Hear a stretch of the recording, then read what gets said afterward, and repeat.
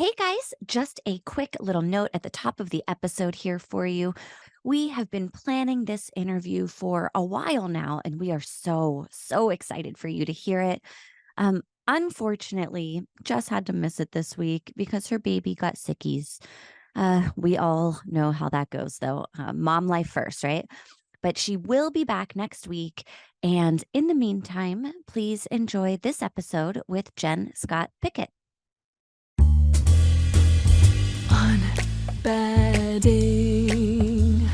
UnBadding, we're UnBadding, baby. We're on a journey, baby. We're UnBadding, baby. We're UnBadding. Hey guys, welcome back to another episode of UnBadding. I'm Dana Pereira. And I'm not Jess, I'm Jenn. You're Jenn! Oh my God, Jenn, I am so excited to have you on the show. It's spooky Halloween season. How are you doing? Is this like your jam now? You know, I listened to I think it was the recent, listen, let me just fangirl for a second, because whenever we're gonna come out to spooky season, but for the record, whenever I'm asked to do an interview, I always listen to a show in advance to get an idea for the format. So I was doing that for your show, and I instantly became obsessed, and I have binged over half of them. And so for the record, I was like, I'm not Jess, I'm Jenn. That sounds close enough. This is great. So anyway, in the Urban Legends episode, maybe, or one of the recent ones, you were talking about the spooky season stuff. And I love spooky season, and I love thrillers and paranormal, but I think both of you agreed. I'm not into the horror stuff. I'm not into the gore and the slasher. My kid is. He's that fucking weirdo with the Chucky doll. He loves that shit. Yeah. Not my thing, but I try to be supportive of other people. So with your 4-year-old, is he the one that's really into the horror stuff? I don't know, because hear me out. The 10-year-old is the one that's hardcore. And this is all going to circle back to the theme for the show. So people who are all of this is important, because I think it's to raise kids in a certain situation, your nurture versus nature situation. He doesn't get this horror shit from me or his dad, right? But he's very invested in the creative aspect. He watches documentaries about how movie props are made. He's never even seen the Jason movies, but he has the mask and he knows all the details about this stuff. He wants the Chucky doll, but he doesn't know anything actually about the movie because he hasn't seen the movie, but he watches the YouTube creators about it. So my 4-year-old loves his brother, and therefore he thinks he's into creepy stuff, but I don't know if organically he would be or not, but because his brother is, he is. That segues nicely, because a lot of what we're talking about, and guys, it's spooky season, and I don't think that this is particularly spooky, but I do think it gets into kind of the realm of woo-woo shit, and I love some woo-woo. Yes, it's absolutely paranormal, and to me, I tried to bridge the gap of paranormal in science and spirituality. You know what I mean? Part of me is this topic is very spiritual. The other part is it is straight up also paranormal freaky, Yeah. And it's unexplainable. And I think a lot of the unexplained. No, it's not. I'm going to explain it all. Well, good. I can't wait to hear it. I guess maybe what I was going for is whenever you don't have the information, you're afraid of it, or it seems like UFOs. Yes, umbrella term, all that stuff. In the same way that ghost to some people, I mean, it's paranormal, right? So they're very creepy to some, but for other people, it's a very spiritual thing. Oh, that's just your soul or your astral body. It's all about, the lens you're looking at. So how did you start to get into this? Is this something that you have been really into from childhood? Did you have experiences as a kid? What was it that really got you into this? Sure. I think it's a very convoluted answer, and I will try not to bore you all, but I think that there are certain aspects that are important because I come from, the topic is reincarnation. Have we said that? Oh, no, I don't think we did. I think you should host this show. It's the title of the episode. We're fine. So when it comes to reincarnation, obviously there are a lot of preconceived ideas, which is the whole aspect of your show, right? So I think it's important to know that I come from I appreciate the spiritual side now, but in the early days, I was only interested in the scientific side. And a lot of people don't know that there is a scientific side. And that was the mind fuck for me. I was raised very religious Christian. So my grandfather was a preacher. My dad was a minister. I married a minister. I was with him for 13 years. So interesting enough, in that first marriage, I went agnostic, which is very inconvenient for a Christian pastor. A little bit. Right. And to his credit, he's still a minister, but now he himself is like evolved. No shade to the people who are still practicing Christianity, but he has evolved to like a different plane himself. He's in a very different spiritual mindset himself. But at that time, I was very like agnostic, because I would never say I was atheist, because I always wanted there to be more, but I was always like, religion ain't it. We did not have it figured out. And I've had my pendulum swing has been that science doesn't have it all figured out either. And if we don't give a little grace and see the truth in both sides, we're never going to get, the real answers we're looking for. So that's kind of my history. A lot of religion, a lot of anxiety and depression and like fucked upness, right? A lot of that comes with religion. It does, right? And then when you give up religion, then you don't feel like you have anything that you can hold on to anymore. So you're like, it's complicated. My youngest son, he's 4 now, but when I was like very early in my pregnancy, he was diagnosed with a condition called gastroschisis. His intestines were literally outside of his body. Oh, baby. And so I'm like, my anxiety is off the charts. Yeah. And it's unfortunate, but that segued into me, I guess, looking more into other things, like opening myself to other answers, questions, and even the science part of it, like why the fuck would this happen, blah blah blah. So around this time, I started getting into law of attraction, which was a thing that I had heard. The Secret was a huge book forever. The Secret to me was like so shallow. It was too much like word of faith, which is how I was raised. It was like toxic positivity. I didn't feel authentic. So I just shut it all off. And for some reason, it was weird. I woke up in bed one day and was like, I need to know what the law of attraction really is. And it was like, what the fuck? Where did this come from? And that segued like dominoes into all these paranormal woo-woo stuff that suddenly I guess I was receptive to.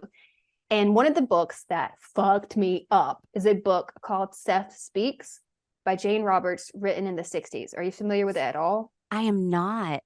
So this book, I had a really hard time with it because of the way it was done, as in it was written by, he jokes, he's like, you've heard of ghost writers, have you ever had a book written by an actual ghost? So it's basically like a medium channeling this higher being. And I was like, no, too much, it's too much. But the content made so much sense, and it like answered every question about aliens and ghosts and reincarnation and why bad things happen to kids and true crime shit. Everything was answered. So I like was open enough that I could receive from it. And it what's the word y'all use? UnBadding. It changed the narrative of what I thought about reincarnation, what I thought about spirituality, what I thought about science. It really bridged that for me. But it also fucked me up a lot. So because it's a very woo-woo book, right? So from there, I was around the time watching the Netflix series called Surviving Death. And saw it, loved it. Yeah. So good, right? So good. And like each episode kind of had a new topic. Like one was about mediums, one was about reincarnation, one was about near-death experiences. And so that one sat with me for a while. And then all of these little seeds, even like earlier, like the closest in my younger days was I read a fiction book called My Name is Memory. It's about a guy who remembers his past lives, but the woman doesn't. And so in each lifetime, he has to make her fall in love with him again. So super romantic, total bullshit, but like so romantic. And so these little seeds in my whole life have been there, but I was definitely not raised, like it was very evil, right? So all of that, very long answer to say, that's my background. And the thing that really shifted for me is I discovered a scientist called Dr. Ian Stevenson, who spent decades scientifically researching reincarnation cases. And it blew my mind that no one was talking about this stuff. And the part that hurt my feelings was I felt like science was doing to me what religion did. And it was like, if you can't explain it, you just say it bad, that they're liars, and you ignore it. And like, that's not the same thing. That's not the same thing. you can read the information and you can disagree and say this isn't reincarnation because it's this, but just to ignore it is not okay. And that's the only way that they can explain these cases, is to ignore them or to say everybody's lying. Yeah, So well, because there is a huge stigma around it. And yes. so now if somebody comes forward and they say, I had this experience, or I had this dream, or whatever it was, then they get made fun of, they get shunned, they Right. get called crazy. Back in the day, all you had to do was be a woman that had PMS and they would put you in a fucking insane asylum. Right. Yeah. Like the word hysterical is all about, we're not going down that rabbit hole. No, we will so be many rabbit holes we could go down. A different podcast episode. Yeah. So I think some of that is healthy. I don't think there's anything wrong with skepticism. I think that that's healthy and wonderful. I want you to ask questions, and if I can't answer them, then I want to try to find them. But people who just dismiss it without even knowing the information, again, that's what shocked me the most. Is like, I never knew this existed. And it is like not my mission to convince anybody of anything, but I will say this, ironically, learning and researching and understanding reincarnation cured my anxiety, changed everything about who I am as a person. It took the pressure off of trying to do everything in one lifetime. It took the pressure of being afraid of dying, of feeling like I couldn't be like a career woman and also a good mom and also like young and cool, but also like just old and want to sit outside, like it took all the pressure off. I agree with that so hard. I have also been on a spiritual journey. I've been learning about souls. Reincarnation is a big part of that. Sure. And it does, like, now, I mean, at the risk of sounding like I'm ready to unalive myself, I'm not. But I now kind of look forward to it. I'm like, ooh, no, yes, I'm excited. Yes, my husband, he gets so upset with me sometimes because it used to be because I've always been a dramatic person. Okay, so I would be like so anxious and dramatic and like afraid of death and afraid of every little thing. Like my ex-husband was going to take my older two boys on a cruise, and I was like, no, they're going to die. They're going to fall. And he's like, you cannot live in a way that you prevent your kids from living because you're so scared. Now I'm the opposite. I'm like, fuck Earth, fuck this incarnation. I'm ready to go. The spirit plane is so much better. I'll do it in the next life. He's like, you got to find some balance. Okay. I'm telling you, there are times where like I'll watch a movie about, I don't know, high school, like wanting to relive my high school years because I was so insecure, I was too afraid to step outside of myself to do anything that I wanted to do. Sure. I had a pretty decent singing voice, and I would not like get up and like push myself. And I'm like, God damn it, I wish I would have done more of that. And now I'm like, you know what? Next life, I really hope I come back with the confidence to do some of this stuff. And you never know, because the thing is that when you start really getting into this woo-woo stuff, you start realizing that time doesn't exist. All our lives are happening simultaneously. Maybe you were an epic singer in the last life and this is just residual and you don't feel the pressure to do it this time because you already did that. I mean, who fucking knows? Maybe I'm just missing it. Maybe that's that pull, is that I'm like, oh, I just remember what it was like in a past life. I mean, not physically remembering, but my body remembers, my soul remembers. Maybe you've got a parallel lifetime going on right now. I mean, who knows? I just think that we should follow our bliss and give ourselves permission to just exist and follow what feels good to us without the pressure, because there isn't really any pressure. And that is the main message behind all of this, in my professional opinion. It makes it very easy to let go of the pressure and allow what's coming to come. Yes, because you're not afraid of death as much. You're not afraid of not getting everything done. You're not afraid, it takes a lot of the fear away. And I think that's very empowering. So what are some of the stories that you have heard that have left an impact? Maybe it was a first one, maybe it was just one that really tugged at your heart. What are some of the reincarnation stories that you have? It's like asking someone their favorite book or their favorite show, because at this point I've read so many, and there honestly there's so many books on it, and there are so many documentaries, and there are so many, there's so much information that most of us don't know. So I kind of put them in categories. So if there's a story, like there's an example of if I was trying to exhibit, I guess, scientific evidence, I have like that category of cases where I'm like, this is the scientific, maybe a little boring, but like fascinating for scientific reasons. And then I have the ones that are more like sensational, but there's not enough scientific evidence that would like convince a skeptic, maybe. Right. Yeah. There's no proof in the actual pudding. Right. You're like, well, how do we know that he actually said this? What if they're just, versus the cases that are documented. And so I kind of have like stories in each category. If you will allow me, I would happily I have a disclaimer. Absolutely. I encourage you. Please go off the rails if you want. My disclaimer is that if you are reading my blogs or you're watching my videos, I'm very careful to make sure that the details are factual. Off the top of my head, in this podcast, it is possible that I will miss something, like if I name someone's age wrong or the city wrong. So bear with me. Do not get hung up on the fact that I may fuck this up a little bit.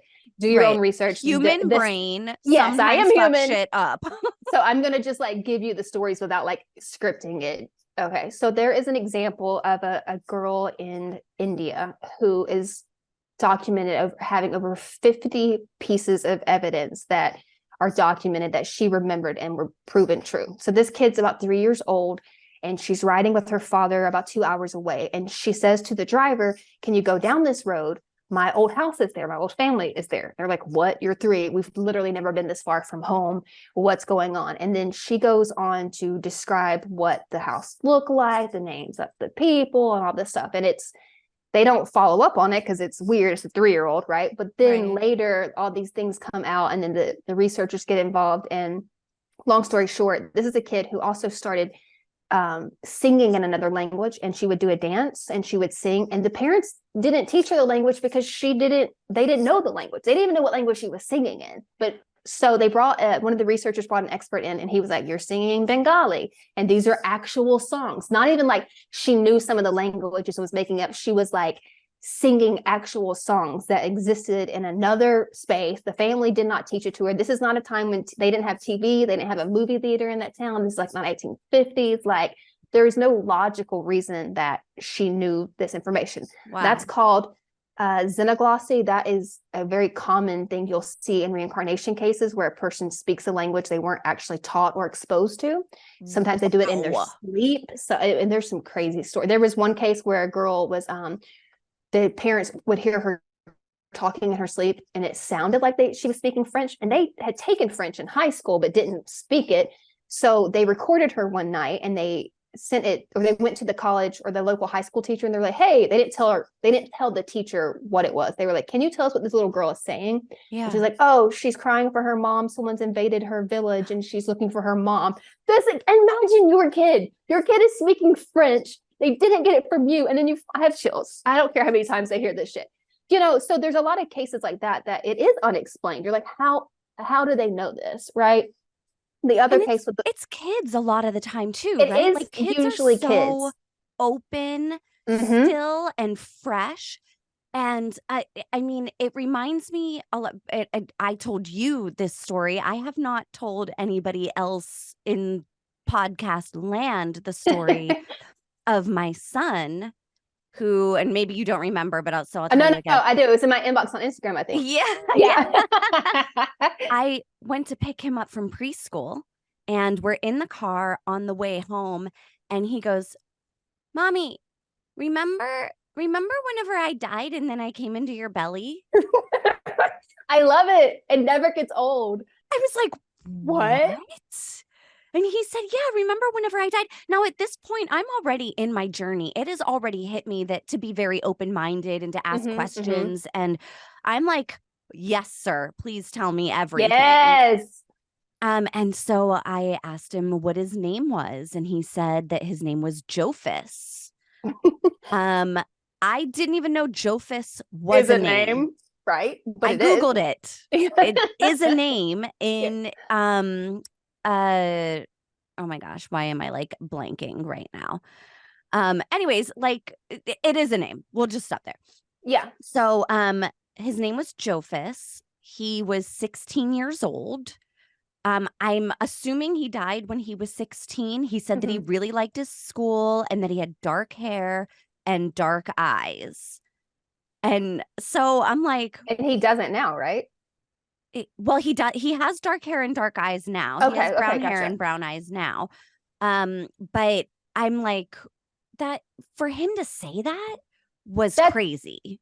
so I love that you've actually had a personal experience with this. I literally published a blog today that talks about like the four main signs of when your kid is actually talking about a past life versus, say, making up some stuff.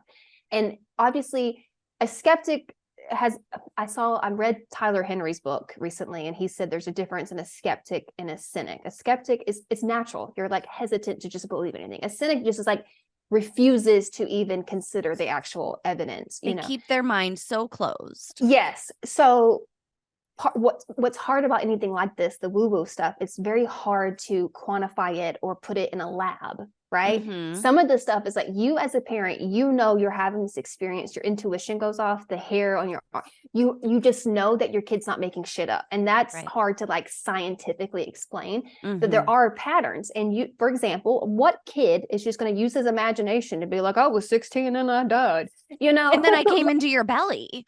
and yeah, not even like, oh, well, we have this religious belief where like we came from God. Like, no, I died and then I came back.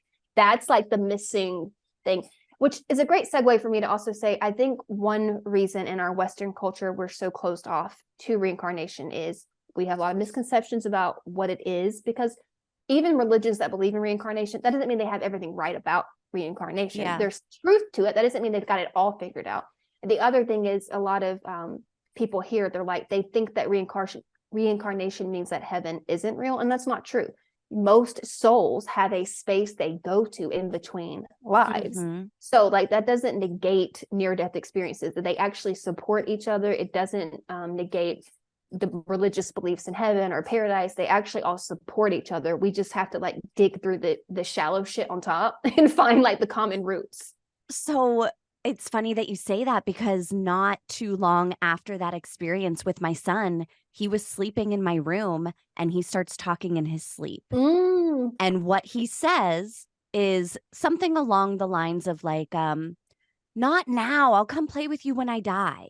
Which is freaking you out normally, right? But I was like, oh my God, like his soul is talking, because their souls at that 100%. age are still playing around up there when they're Dude, sleeping. listen, there are so many branches on this topic, and that is a great one. In our dreams, our physical body is sleeping, but like our astral body, our soul, whatever, is fucking around, right? Mm-hmm. It's learning things. That's why we have precognitive dreams.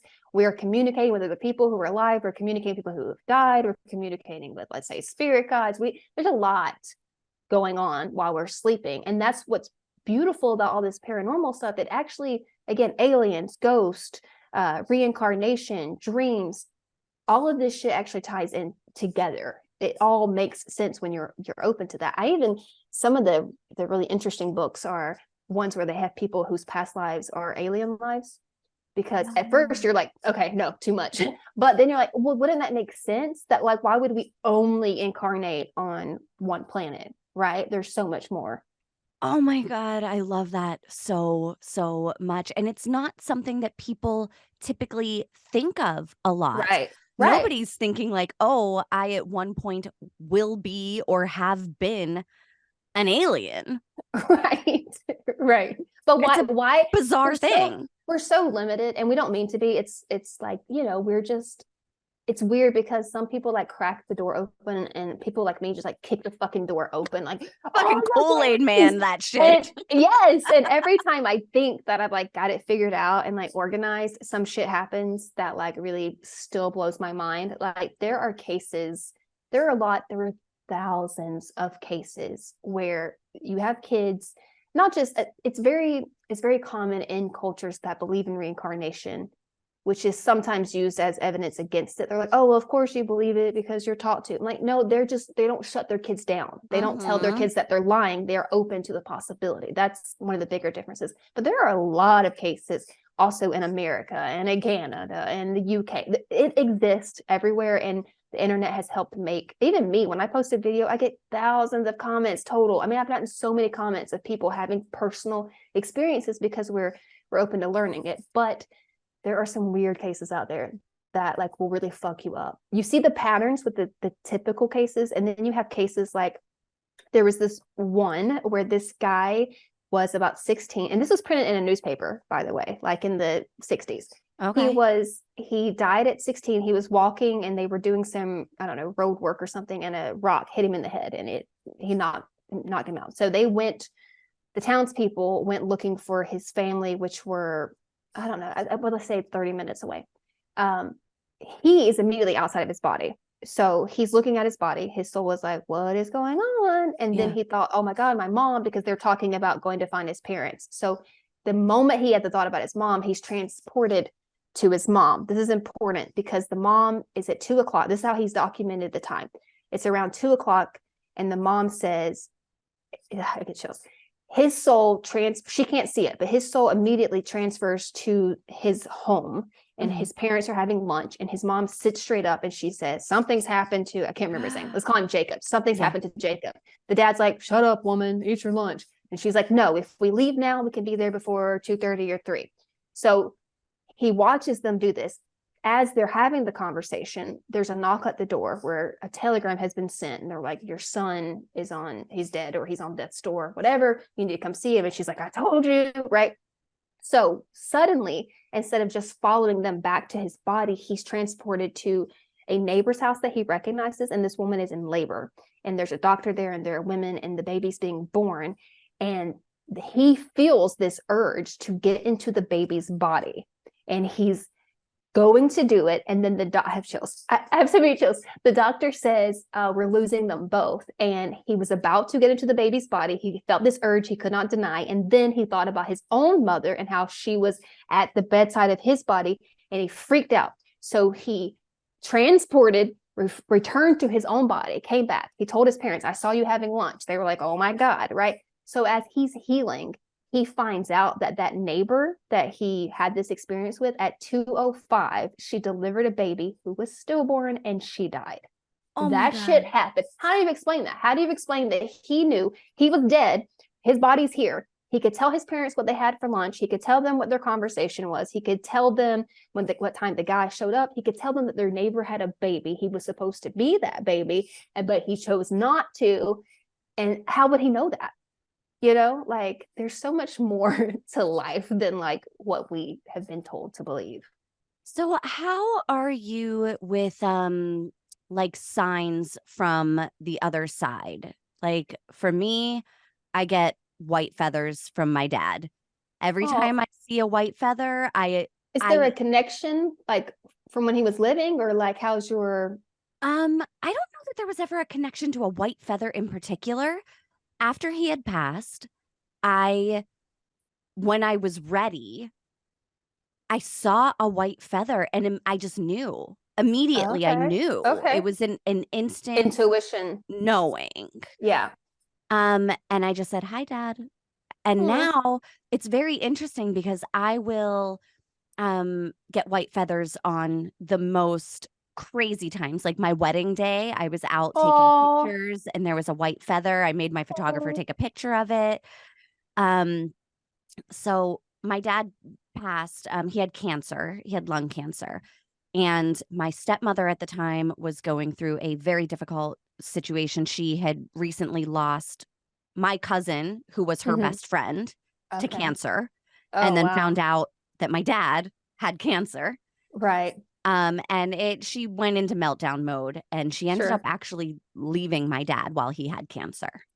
Wow. It was bad, and I was mad. I was angry. I was very, very fucking angry. Sure. Years later, my sister, my stepsister, so her mom was my stepmom.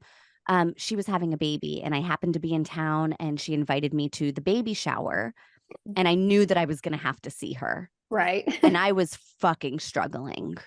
And I said, hey, Dad, like, now, mind you, before this, I've had several dreams of him basically telling me, get over it, forgive her. Like so many dreams of him telling me this. So before I go, I'm like, Dad, send me a white feather if you want me to be nice. Like, that's all it was. Just send me a white feather. So all day, am like waiting for this white feather. Nothing comes. I'm walking to the door of the baby shower. Nothing comes. I open the door. Nothing. I'm waiting for you to tell me that she's wearing like angel wings of white feathers. I wish, but there was nothing. I got no sign. But whenever I walked into that room and I saw her, I instantly felt compassion. Wow. For what she had gone through and how hard that must have been for her. And sure, I don't agree with how she handled the situation. I'm sure she doesn't agree with it too. I had instant compassion and I was like, you know what? And I walked up to her and I gave her a hug and I was just like, hey, how are you? Got through the baby shower. I go home. I walk into my mom's house because I was staying with her, and in the middle of the living room floor is a white fucking feather. Where the fuck did that come from? Right? Indoors? Indoors. And listen, can I just say that for anyone who is a skeptic, whatever, that's fine. You could say that's a common thing. Is it? I don't see white feathers. I don't just see white feathers in my life. That's not a thing. And maybe I'm not looking for whatever, but I think that like, that is a sign of a very evolved, open soul that you're seeing it, you're receptive of it. So like, kudos to you. And you know what? That's the other beautiful thing about reincarnation is it gives us these like opportunities to learn, but that doesn't mean you shouldn't try to learn in this life. And like, look how much you've done, how much you've been receptive to, like that compassion. That's the point. And here's the thing, you don't have to agree with her, you don't have to change her. It's all about you. And when you leave this life, even though I believe there's a source and there's like a bigger consciousness, you're still ultimately the judge. You decide. No deity is sitting up there dictating what your next life will be like. You decide. You will do a life review and you will say, I need experiences that are going to help me evolve as a person. And then you just trust that when you get there, you actually, and you do, you can't not. Here's the thing. You can't fuck up this life, because you were constantly learning. And if you don't receive it now, that's okay. You'll get it in between or the next life. Like there really is no pressure. But how beautiful experience that in this lifetime. Like, that's beautiful. I really love that you said that. Like, compassion and leading with compassion, I feel like is the solution to so many things. It is. And we need to stop making it our job or feeling the pressure to change other people, because you don't. And I think that also alleviates some of that pressure when you recognize that like it's not your job to change someone else's behavior, because I promise you, there is not any evil person in any true crime documentary or in history that is not going to come to their own reckoning. You do not have to worry about it. It's not your job. It's your job to manage these day-to-day experiences that you're having, and then in between you'll figure out what you need.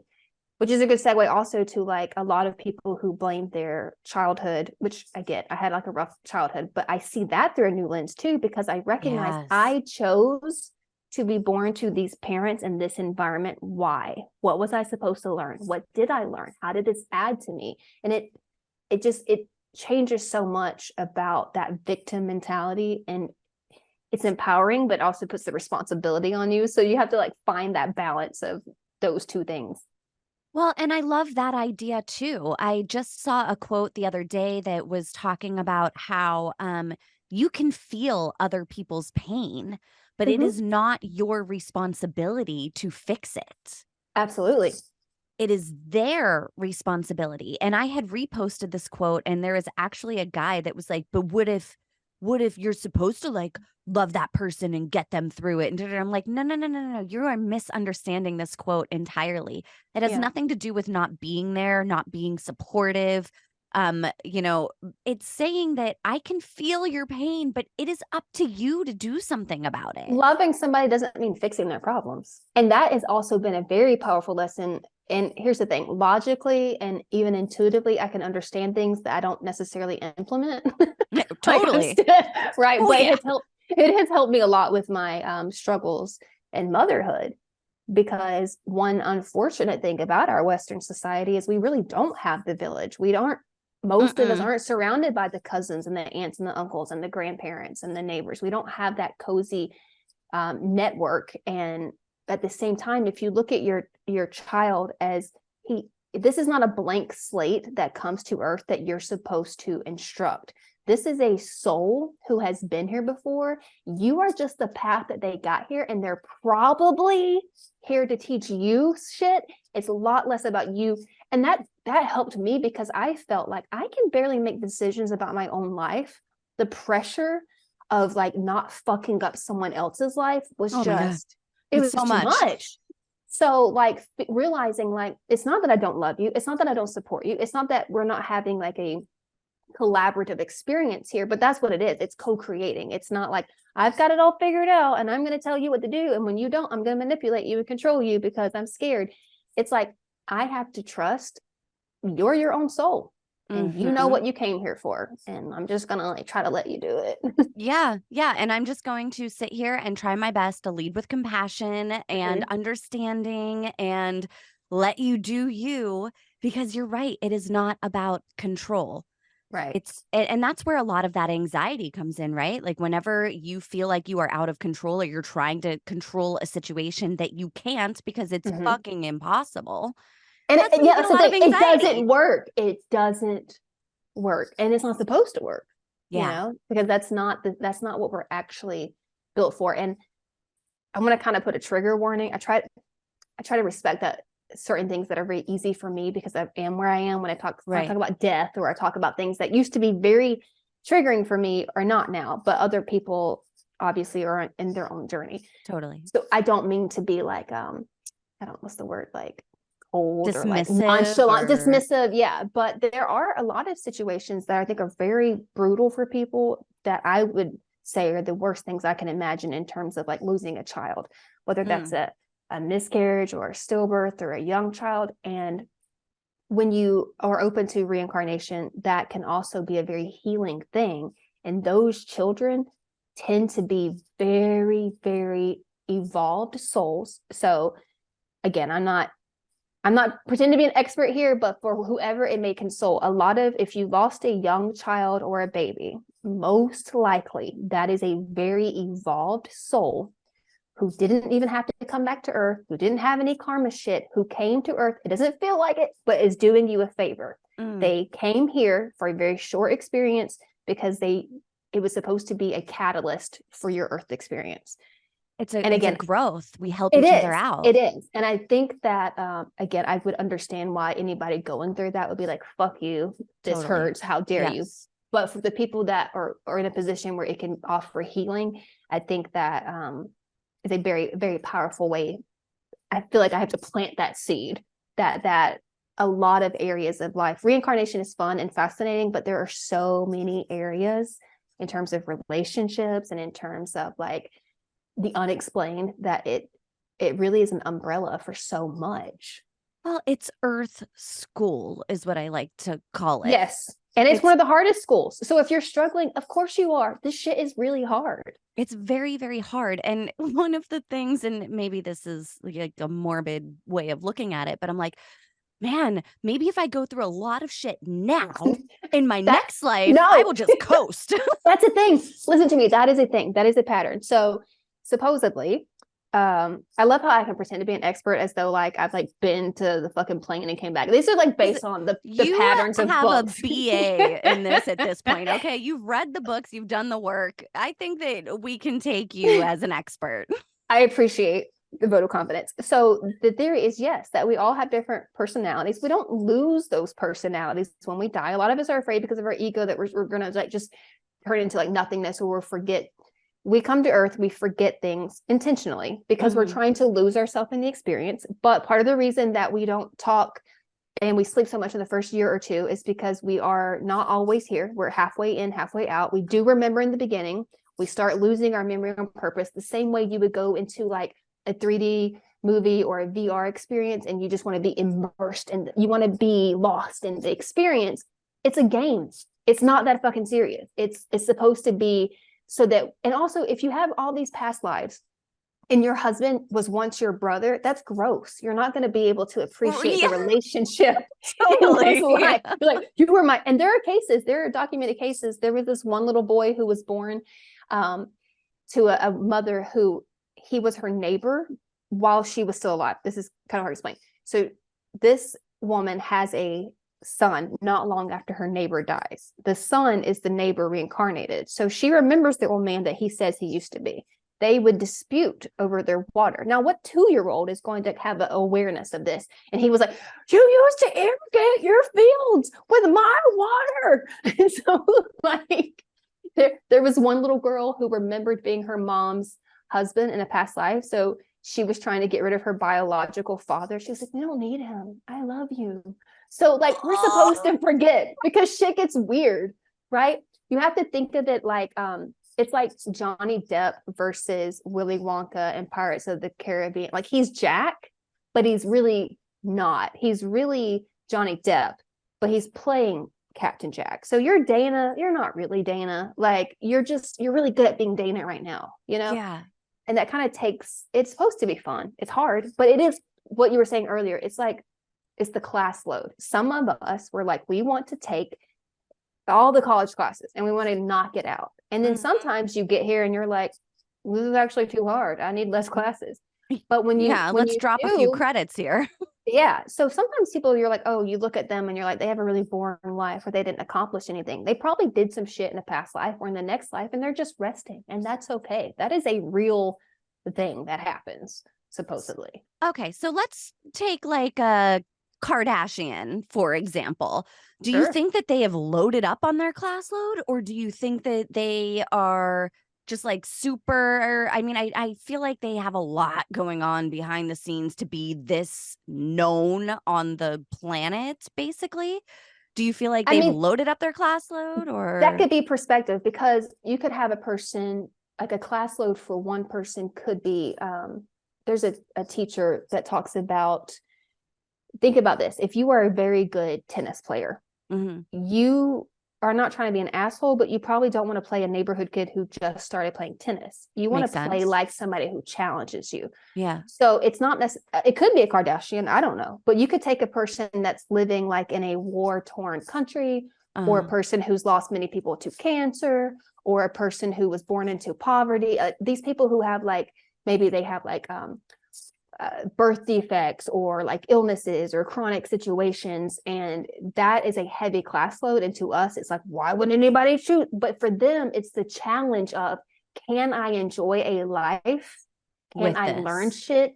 That's because here's the thing, we've all seen people who have like chronic illnesses who are comedians, and they seem to genuinely enjoy life. And then you can have a person who has a minor condition and fucking hates everything. Yes, and miserable. And it's all about perspective and growth. And so it's hard to know like who is having the heavier class. Right. Like, the Kardashian could be like, this is an easy life for me because I had money and fame. Look at these billions of dollars and everybody loves me. Look how pretty I am. You know, but maybe it is a more difficult. It's really only they can say. And only and some people some souls will pace themselves each life, give themselves just enough challenge. And other people, I feel like I'm an extremist and I will give myself probably a lot. And I'm like, this is also a great opportunity. Are you bracing yourself? Have you ever heard of a walk-in soul? No, but I am intrigued. Okay, yeah. So I don't want to say reincarnation is boring, because it's not. But for a person who's read so many and seen a lot of the patterns, you're kind of like, okay, what's next? Like, give me something else. So there is a whole, there are other elements of reincarnation that will blow your mind. And one of them is a walk-in soul. So this is when this is going to fuck with you, because I'm so excited with our ego. So the idea is that it's like your understudy. So you come into a life and you took a really heavy class load because you thought you could do it, but you get here and you don't want to unalive yourself because you're like, hey, why waste a human body and a life? But I can't keep doing this. So if there is another soul that is compatible and has similar karma and relationships, they can fucking switch places with you mid-life. And that is scary, because you could be like Jess. You may not be the same Jess that I knew 10 years ago. So this is a theory that's been put out by more woo-woo teachers, but there's scientific evidence. And one of my favorite cases, there was a little boy named Jasper who was 3 years old. He had smallpox. He died. His parents, normally in that culture, they would burn them, but because he was infected, they were going to bury him. The ground was too cold to bury him. So all that to say they couldn't bury him immediately. So about 8 hours later, when they're ready to do that, this kid comes back to life. Except, now this is a kid who had a speech impediment and who was a playful, normal kid. He comes back to life. He was clinically dead, comes back to life with no doctor intervening and says, I am not the same person. I am a grown man. I was murdered on this night. My spirit guide told me to take refuge in this body. So they're like, what the fuck? But turns out that guy that he said sounds far, far away. There's research done. This man existed. He died the same night. And this kid knew details that he should not know. He's like, I have gold coins in this pocket and this thing in my closet. My wife told me this. This man owes me money. And then to make it even more crazy, he's like, they thought that his family thought it was a suspicious death. He was on the way to a wedding and he fell off like his carriage and hit a rock or something. He said, I was poisoned first. That's why I fell off. And the guy who he claimed poisoned him was so convinced that this 3-year-old boy was a walk-in soul or whatever that was reincarnated as him, that he gave him the money that he owed him. Oh my God. I love thinking that there's a 3-year-old walking around like, yo, you owe me money. Yes, that's exactly. He shook him down. Yeah. And it was so crazy because this 3-year-old befriended the family. They were all convinced because he knew so much that he befriended the other family. And so this is a 3-year-old who had kids in his previous life, but he never like really switched back to being a kid. So when people would give him toys, he would save them for his son who was older than him. But he remembered. It gets really convoluted. And I think another element is that people who don't understand other cultures they think that, oh, well, there are a lot of cases in India and these other places where they believe in reincarnation and they're probably exaggerating or they're trying to get famous. They don't understand that it's so common over there. You don't really get famous because like everybody knows somebody who remembers a past life. It's like so common. Even with Dr. Stevenson, he had to narrow down his cases to 3,000 only to people that he felt like he could prove because he couldn't handle all the cases because everybody knew somebody. Also, in that culture, they were afraid that if a kid was too vocal, then the past life family would come and try to take them. And that happened. So they're not trying to get famous. That they would literally like put things in their mouth and like hit them when they were like talking about their past life. Knock it off. Yes, because they're going to come try, and they would. Other families would hear about it, and they would be like, "That is a messy court proceeding, right?"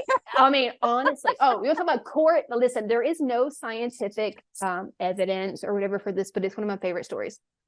This 3-year-old boy in a village says, "Hey, yo, I remember who killed me. He's this town over. Oh, blah blah blah. This is a kid who's 3 years old, never left his village. They believe him, so they follow up. They take him to the village." He recognizes his neighbor. He says, you killed me. You buried my body here. The guy fucking admits it. Then they dig up the spot. They're like, this is the body. There is a axe thing in the skull. And he's like, oh, by the way, he also buried the axe, but not here on his property. So they go to a 3-year-old led them to his murderer and the weapon and got the guy to confess. Also, on the flip side, to talk about what we mentioned earlier about people taking their own karma in their hands or whatever, there was a kid who was born with one of his arms deformed, and he said from a very early age, I killed my fiance in a past life, and I used this arm to do it, and that is why I chose to come in this life with this arm messed up. And here it gets fucking crazier. He also said, but I was my father's little brother. Okay, I'm reborn, and the father's little brother had died. He never told his wife the truth that his brother had been executed. He told him he died of like something else. So this little boy's like, no, I was executed because I killed my fiance. So the mom, like, no one was telling him the family secrets because they didn't know, and the father was trying to suppress it. This kid just knew it. And then even if the father couldn't convey that this was true, the court records could. So like, there's like fucking rabbit holes. You got to shut me up. I can't. Well, I can't because that leads me into, I mean, I've been following you on TikTok and Instagram for a very long time now. Your stories always fascinate me. And your hair. I love your hair. Oh, you can't even see in the video. It's supposed to be blue. And thank you, because trying to stay young, I guess, in my own way. I don't know. But some of your stories contain something that fascinate the shit out of me. Oh, and that is birthmarks. Yes. I think Dr. Stevenson felt like this was the strongest case that science had, like physical evidence of reincarnation, because none of it's really what is a birthmark? What is a birthmark? Right. So there are so many cases. He has huge volumes. They're like academic books. You can't even really get them on Amazon. You have to go to the college to get these books, because they're kind of boring the way they read. They're not sensational, but documented cases, pictures of all these birth deformities, but also that match up with past life cases. One of my favorites is this guy who was born with a birthmark that started bleeding. Okay. He's born with a birthmark on his throat, and the baby is less than a week old. They have to go back to the hospital because they can't stop it bleeding. They have to sew it up. By the time this kid is 2, he won't go by his given name. He's like, no, I'm this other guy that they happen to know was murdered very publicly. So he's like, no, you have to call me this. I'm this guy. This guy was he died because he was in a house where the police had surrounded, and he decided to shoot himself because he didn't want the police to have the satisfaction of he was like a rebel. He was like a Robin Hood type. So he was like, I don't want you to have the satisfaction. I'm going to shoot myself. So this guy that he remembers being shot himself in the throat. This kid is born with a birthmark on the same side of his throat, and then it starts bleeding. They have to and then on the inside of his mouth also, he had tooth problems on that same side that they had no explanation for. Then this is the twist that for whatever reason really solidifies it for me. Dr. Stevenson's team finds out about this case only after this man is an adult. So they're reviewing the people who researched it when he was younger, the interviews and all this stuff. And it occurs to him, if this guy shot himself through the throat and he has a birthmark there, would he also have an exit wound birthmark? So they go find this guy, and they don't specify. They're like, hey, did you have any of the birthmarks when you were born? And he immediately parts the top of his head, and he has a birthmark at the top of his head, which matches the exit wound. What shit is that? That's crazy. So I'm fucked up right now because you're talking about that. My son, whenever he was born, had a little tiny hole in his throat, just like right here, just a little on the surface. And I was like, what is that? And they took him back, and they were checking him, and they were running tests on him, and he still has it. Is this the same kid that remembered? Yes. Oh, has he said anything about that mark? Never. Because I will say this, sometimes I think the different lives, you could have, you have more than one past life, right? Totally. So they layer, and they're all simultaneous. We call them past lives, but they're all simultaneous. And that's a whole other. Because time doesn't exist. Right. We're just playing a game here. Yeah. So I would be very interested. I wonder if he had, my son with the birth defect. I'm like, did somebody cut you open with a sword? What the fuck happened to you? What happened here? Right. But he has a birthmark on his shoulder blade. There have been birthmarks where it's not just we tend to think of birthmarks as almost like giant freckles, they're flat and discolored. And I have some of those, but there are birthmarks that are puckered. There was this my one son kid had a strawberry on his head. Sorry, see? all of this shit is coming out. But it makes you wonder. And I will also say this: just because science can come up with a reasoning, oh, your cells did this and this, it still doesn't answer the why. That doesn't mean that it cuts out the reincarnation aspect, right? Yeah. But there are cases. There was one kid who, an old man in advance said, "I will reincarnate as your grandson," right? He predicted it. And then that kid, when he was born, had birthmark that was one line and had a bunch of dots, and it looked like a surgery scar, and it matched the surgery scar that the grandpa or whatever had. There was a little girl who had a scar that formed all the way, this picture will fuck you up, all the way around her scalp. She had a circular, and it's not just discolored, it's puckered. She's born looking like she had surgery on her scalp. Right? Like a scar tissue. And the guy that she grew up saying that she remembered being was had a head injury, and they had to remove his scalp to like try to save him. So like, again, it blows my mind that like people don't know that, because we just dismiss it, that reincarnation is a myth. I think part of the reason we dismiss it is because we have misconceptions. Again, people are like, oh, I don't want to come back as a fly. I don't think that's how it works. I think that there are soul consciousness and that animals have souls, but like we evolve to being human. We don't go back. I Know what agree I with mean? that. Like animals have like a group consciousness. Supposedly we help animals become humans and evolve the same way that we will eventually evolve past being a human, by showing them love and compassion and giving them individual attention. But we're not going to be punished. Karma is real, but not in the way that we think. Usually it's self-inflicted. Like we feel like we need this lesson. This is the only way to learn. And also, when we die, we know more, we see more, but we're not perfect. We're still learning. We learn in between, and then we go to another life. So like sometimes we make decisions that are not even necessary, but we think we do, right? Yeah. Another misconception, I think, was very powerful for me in that book I mentioned way earlier, Seth Speaks. He says, think about the little girl that you were. Is she dead? No. But are you that little girl anymore? No. So reincarnation in your soul is like that. You don't lose or forget forever who you were. You're not going to forget that you were Dana, but like you outgrow Dana, if that makes sense. The same way that you're like, oh, you always remember that little girl. You are still, she didn't die. She still exists, but you expanded. It's a higher level of consciousness. You just keep going up. You're leveling up, and then you're leveling up, and then you're leveling up. Absolutely. Yeah. And birthmarks. So physical proof.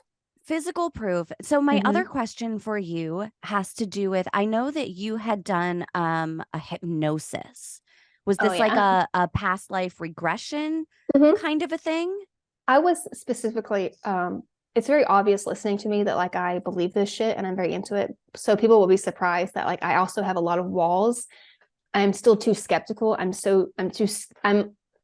have a hard time putting my barrier down.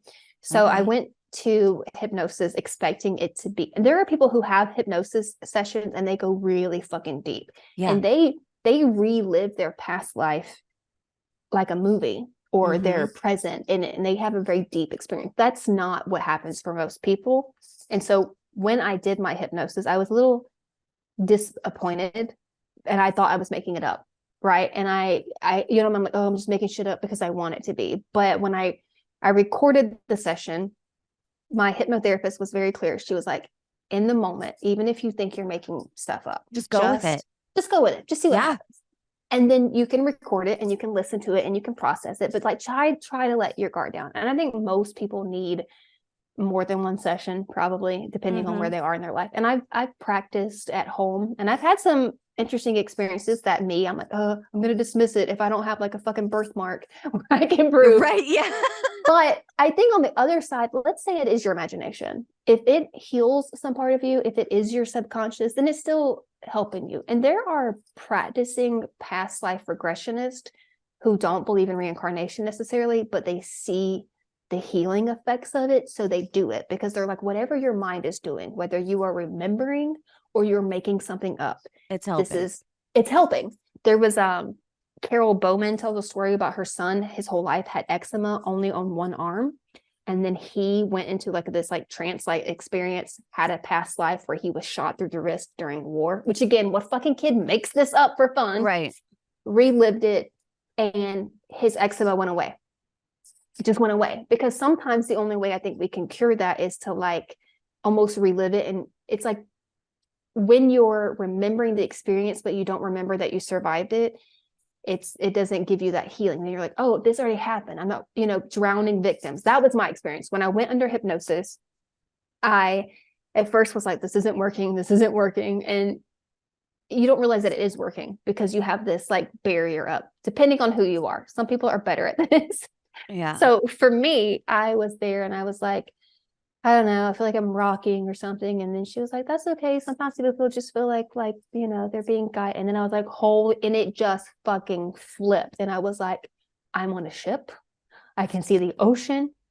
holy shit, I'm a man. I'm not just a man, I'm a gay man. I'm in love with somebody else. And it was like, and it was so emotional. And that's the part that I guess I really can't explain. Like maybe I'm making it up, but on the recording, you can hear my emotion where You I'm like weren't in love making with it this up. You were not dude. making it up. It was weird. I felt myself like the guy that I was in love with, and I'm like, why would I make up being a gay man? Okay, but like But in of like all the the things, 1600s, right? I'm on a ship and I'm like a regular sailor, and he's like higher up and he's got money and he's got more to lose. And I'm drinking at a pub and I'm glaring at him across the room, and he walks over and he gives me an apple and he's like, you need to eat something, and I'm like, fuck you. Yeah. And then Oh my God. and then I'm in the bunk and I'm throwing the apple, refusing to eat it. And then there was a scene where I didn't try to unalive myself. You can tell I've been on TikTok a lot because I can't say dead without Yeah, being yeah. like You have to stay affected. unalive. Yeah. It's so hard to talk about this topic on Instagram and TikTok because they want to like take down every video because I reference death and murder. But yeah. so I had this one moment in this hypnotherapy session where I didn't jump overboard, but there was an accident and I was under the water and I vividly could see under the water. And I remember seeing like the lower part of the ship and like the anchor or whatever.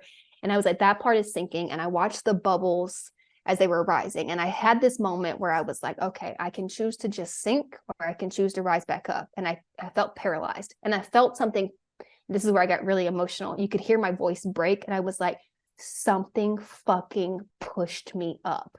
I couldn't make the decision. And I felt something push me back to the surface. Oh. And then as a sailor, I was like, oh yeah, the mermaids saved me. And I had this weird obsession with mermaids. With mermaids. Oh my God. Right. So I'm like, did I make up this hypnotherapy session because I like mermaids and this is, or do I have this weird thing? And I've always had a love-hate relationship with the ocean. I've always felt drawn to it. And then my biggest fear has been that one of my kids or that I would drown.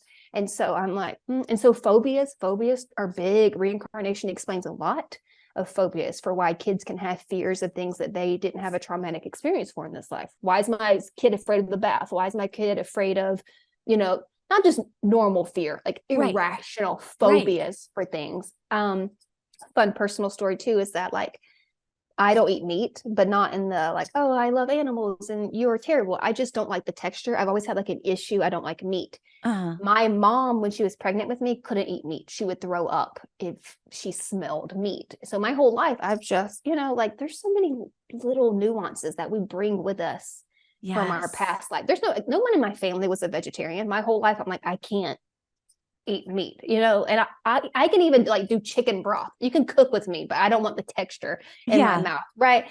So also in that session, I had where she, I guess, was talking to my, I don't know, my inner being, my subconscious. This part still freaks me out because she talks to me and you can hear the shift on the recording. I start talking in third person. So she says, and before the session, I wrote down some questions, things I was hoping to find out in the experience. And one of the questions was, my whole life, when dusk happens, I get really anxious. Like when the day ends and it's turning night, I get like fucked up. And I was like, why? And my voice, it's my voice, but I'm like, oh, I can't even fake it. That's the part that fucks me up. I can't even fake it. But I'm like, oh, Jenn. I sound like a robot. Jenn is just, she doesn't understand time. It's a time shortage. She feels like she's not getting enough done. It's just a game. She doesn't have to win the game. She just needs to play the game. She needs to calm the fuck down, basically. And I'm like, that is me, but it is not me. Oh my God. I can't even like emulate it right now. So that was my hypnotherapy experience. I highly recommend it. You had past life regression, didn't you? I did. Yes. But the thing is, I didn't do it with a person. So I had somehow stumbled upon, I think I just put in to Apple Podcasts. Was it Brian Weiss or no. Okay. I had just like put into Apple Podcasts Reincarnation, and whatever popped up, I was like, oh, I'll just scroll, I'll check this one out. And so I check it out, and it's this woman, I'm gonna forget her name right now, but her podcast was called like Past Lives and the Divine. Okay. And Oh, she's right here. Hold on. Gina Sear is her name. Okay. Past Lives and the Divine. And at the end of this podcast, she's talking about reincarnation. She's talking about a regression that she did with a client, and she gets permission from her clients to put these regressions on to her Oh podcast. shit, that's awesome. Yeah. And so I was listening to So it. you're hearing the actual recording. Yes, of Did her you go session. into trance while listening? At the end of it, she takes you into one. Okay, cool. So she does a meditation, like a past life meditation, and you lay down and you listen to her voice, and it takes you back into, and I did it. So don't do this don't listen to this podcast while you're driving. No, definitely not. Okay. And so I was actually on a walk whenever I listened to it, and I was like, okay, I'm going to go home and I'm going to lay down and do this meditation. And I did it. And I was a woman still. I was 44 years old. I was living in the Alps. I was doing laundry. Ooh. It was very... Look at you making shit up. Yeah, right? Yes. Doing laundry in your daydreams. And it was such a sense of peace. Wow. In this life, was so content, and I had nothing.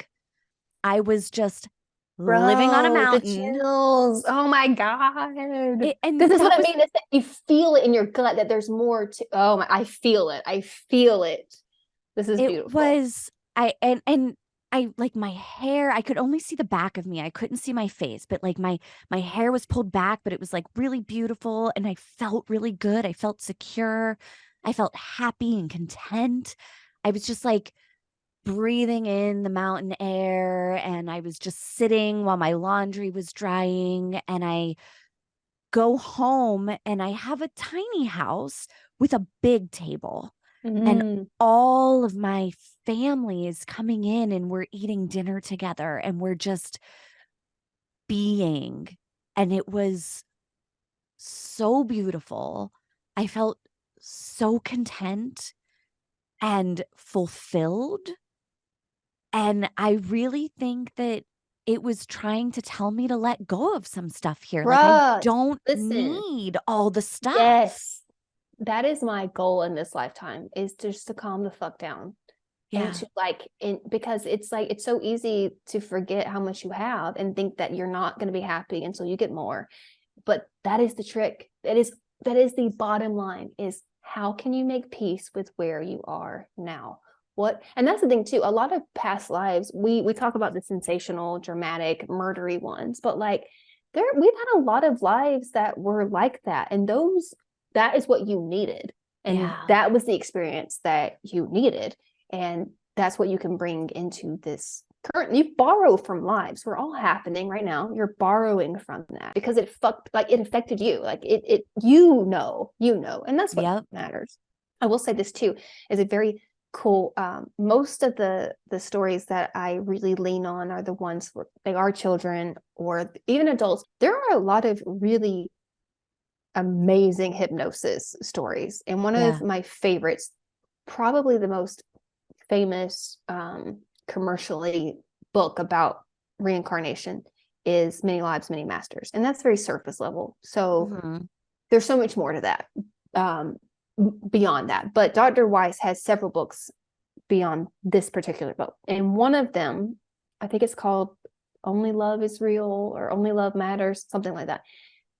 He's a doctor. He was not interested in, like, had no idea, until he had a patient who was under hypnosis, who started having past lives memories, and also started telling him things about his life that no one knew, about how he had a son that died. Oh, wow. The situation and why that son died and all these things that nobody knew, right? So that was a big, powerful moment for him.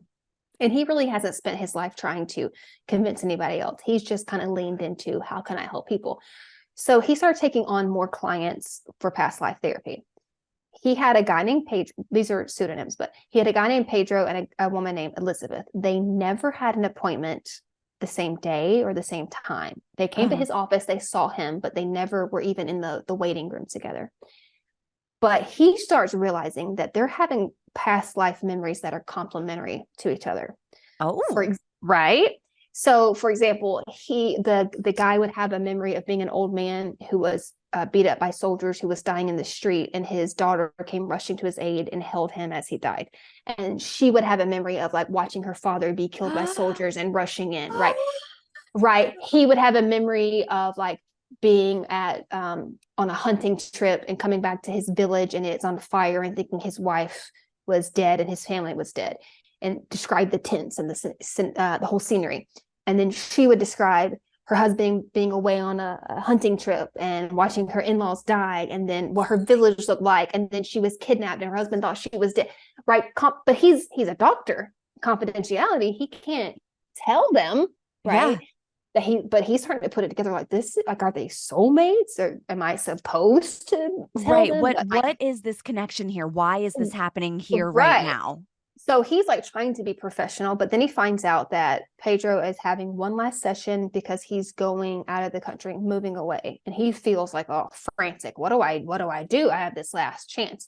So he decides that the best way to be professional and also respect his gut is to book them back to back for the first time ever.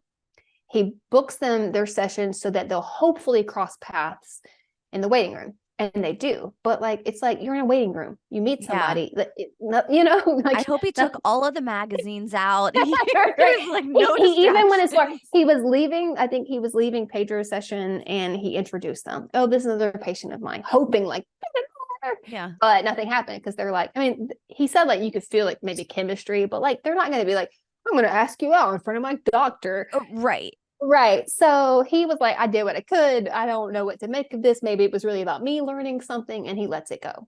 This part fucks me up. I hope I get the details right, but the gist is that Pedro was getting ready to move out of the country, and Elizabeth was going to visit a friend. So she was going to, like, let's say Boston, and he was going to, let's say, New York. They were going to different cities, but they're at the airport at the same time.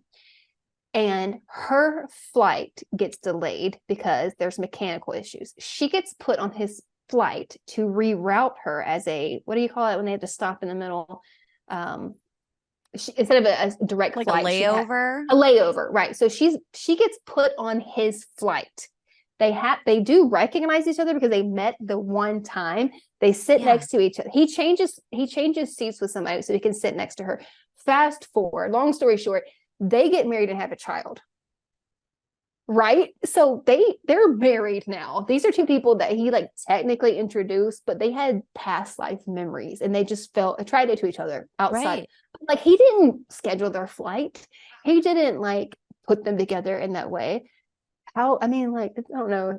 Fucking universe just does what it does, I guess. The universe does what it does. And I am curious, do you have like connections with people that you later realize, I probably had a past life, something happened in a past life with this person, we're not meant to be right now, we're not meant to be in each other's lives really, but you just like connect with the eyes, but and you're like, oh yeah, shit. Oh yeah, I have relationships that are like more platonic, where I'm like, I know that I knew you, and then you have romantic experiences or people that you never like follow through with, but you're like, there's a connection though. Yeah. And how else do you explain how you feel like you have met someone before but you haven't, or you're just really comfortable with them? Well, it's like those movies, right? Like the movies where somebody meets in some sort of happening thing, and then they spend the whole night together and they just really, really jive, and then they go their separate ways. Right. And I would like to say that when I have those moments, it's super romantic and beautiful. The fact that my husband has had those moments is annoying. Not so romantic. You're like, what the fuck? Cool. Yeah, I had an experience where I was like very casual. I'm like, I believe in reincarnation now, and we've had different, partners, and like, so I can tell you that there was this cool experience I had with this person that we never. And then he was like, yeah, I had one of those. And I was like, fuck you. You did it. I don't even like the fact cheated on you in your dreams. Yes, like, how dare you have like ex-girlfriends before me? Like, I tolerate that, okay? But this is too much. Soulmates, fuck you. No, we're done. Okay. So yeah, I'm very balanced and healthy, if you were wondering. Totally, me too. Yeah. Definitely not a hypocrite or anything. Not at all. Mm-mm.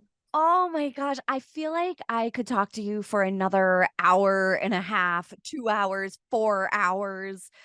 Um, this has been so fun, so eye-opening. I hope that everybody that has been listening is just full of all the goosebumps that I've had I throughout hope this so. I hope episode. it went over well. It's one of two ways. They're like, this is really cool, or they're like, what is wrong with them? Yeah, right? I And know, it's they're fine. crazy. They'll figure it out in the next life. In the They're next life, fine. maybe not Yeah, this one, but yes, one in the that's fine. future. Yeah. Tell people where they can go if they need more Jenn in their life. Who doesn't? So I have such a love-hate relationship with social media because I had the benefit of in my 20s and 30s, I was able to make a living off social media. I had this really cool parenting comedy platform and it did well, but it kind of trapped me. And then like it became a thing that I hate because it was like, I technically can live on this, but only if I keep doing it. And I didn't make enough money to like stockpile and run away, right? So that was another interesting thing is when I went from the parenting comedy world to, hey, let's talk about spirits and reincarnation. All that said, I have narrowed my focus. I am primarily on Instagram and TikTok, and I have a blog. I really like my blog because I don't have to wear makeup. I don't have to appear. I can just write about shit that I think is interesting. So you can find me at jenscottpickett.com, or you can find me on Medium, Jenn Scott Pickett. And I think Instagram and TikTok are also Jenn Scott Pickett. I try to make it easy. Very easy. Universal across the board. Yeah. So this episode was a lot of fun. And I think it probably caused more questions than answered. So that's great because you can go to these platforms and you can get questions answered. Like, how long does it take to reincarnate? And why do we forget? And do we really forget? And what are soulmates? And what are the misconceptions? And what about the population explosion? And all the things that you think disprove reincarnation, but don't. I have answers. Oh my God, I love it. I love it so much. Thank you so much for coming on today and sharing your expertise. I know you don't like that word, but that is what it is. Thank you for letting me just talk about shit that very few people let me talk about. So thank you for letting me ramble and just gush. I genuinely, I told my husband right before we came on the show, I said, I'm really excited to talk about reincarnation, but I've been binging this show so much that I just kind of want to come and give my commentary on everything that y'all have talked about up to this point, because I feel like I've been in the room with you and I'm like, okay, but here are my thoughts on urban legends and toxic positivity and relationship, so maybe we just need to have you keep coming back, I mean, whatever. Genuinely, I appreciate being here. It's been a lot of fun and I love your show. I am so honored to be here. Oh, thank you. I'll be sharing it. Not just this episode. I've already shared. I've given my 5 stars. Oh, you did. I did. Yeah. So I appreciate it. Guys, follow her lead. You can head right on over to Apple and give 5 stars. If you are watching this on YouTube and you have any questions, go ahead and give them to her, or just go and find her and ask yourselves. All the things. Yeah. And until next time, we're unbadding, baby.